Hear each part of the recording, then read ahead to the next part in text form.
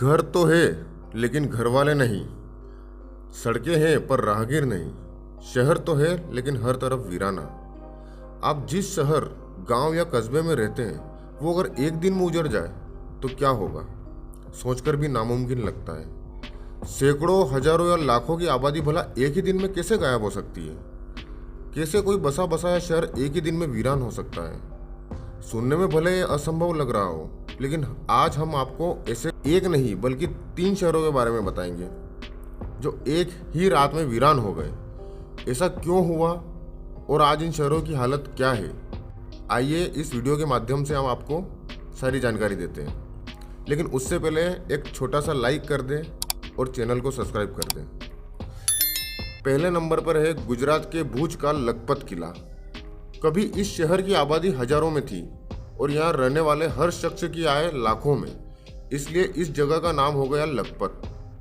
गुजरात और सिंध को जोड़ने की वजह से यह शहर व्यापारिक दृष्टि से महत्वपूर्ण था। इस शहर का निर्माण 1801 ईस्वी में जमादार फतेह मोहम्मद ने करवाया था।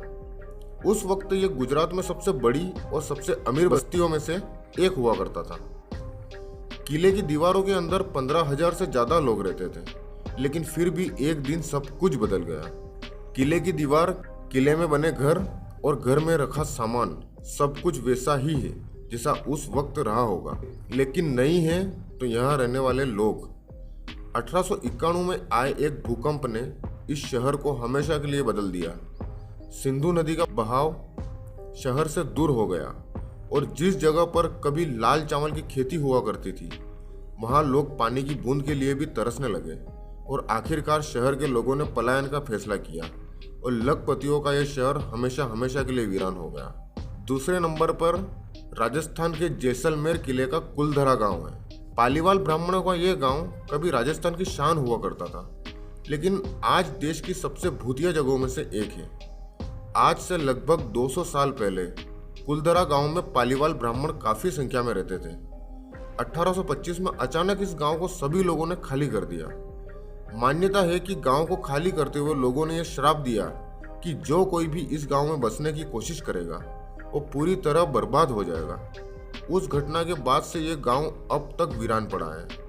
कहा जाता है कि यह गांव रूहानी ताकतों के कब्जे में है। टूरिस्ट प्लेस में बदल चुके कुलधरा गांव घूमने आने वालों के मुताबिक यहाँ रहने वाले पालीवाल ब्राह्मणों की आहट आज भी सुनाई देती है। उन्हें वहाँ हर पल ऐसा अनुभव होता है कि कोई आसपास चल रहा है। बाजार के चहल पहल की आवाज आती है। महिलाओं की बातें करने और उनकी चूड़ियों और पायलों की आवाज हमेशा ही आती रहती है। प्रशासन ने इस गांव की सरहद पर एक फाटक बनवा दिया है, जिसके पार दिन में तो सैलानी घूमने आते रहते हैं, लेकिन रात में इस फाटक को पार करने की कोई हिम्मत नहीं करता है। तीसरे नंबर पर तमिलनाडु का धनुषकोडी गांव। चर्च, रेलवे स्टेशन और डाकघर, यानी हर वो चीज जो किसी भी शहर में होती है, लेकिन सब कुछ बिल्कुल वीरान। यह जगह है तमिलनाडु के रामेश्वरम का धनुषकोडी गांव, जो भारत और श्रीलंका के बीच एकमात्र स्थलीय सीमा है। बालू के टीले पर सिर्फ 50 गज में फैला यह गांव दुनिया के सबसे छोटे स्थानों में से एक है। 1964 के चक्रवात से पहले धनुषकोडी एक उभरता हुआ टूरिस्ट स्पॉट था। यहाँ तक कि सिलोन, जो अब श्रीलंका में है, और धनुषकोडी के बीच यात्रियों और सामान को समुद्र के पार ढोने के लिए कई साप्ताहिक फेरी सेवाएं थी। इसके अलावा यहाँ कई होटल, कपड़ों की दुकानें और धर्मशालाएं भी थी जो सुनामी से तबाह हो गई। ऐसा कहा जाता है कि धनुषकोडी को वो जगह है जहां से समुद्र के ऊपर राम सेतु का निर्माण शुरू किया गया था।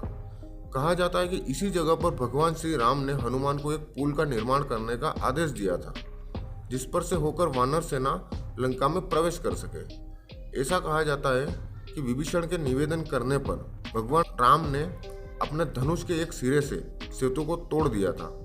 इस कारण से इसका नाम धनुषकोडी पड़ गया।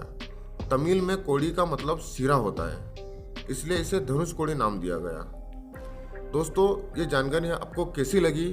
क्या आप भी कभी इन जगहों पर गए हैं? हमें कमेंट करके जरूर बताइएगा। और ऐसे ही नॉलेजेबल वीडियो देखने के लिए हमारे चैनल को सब्सक्राइब करें।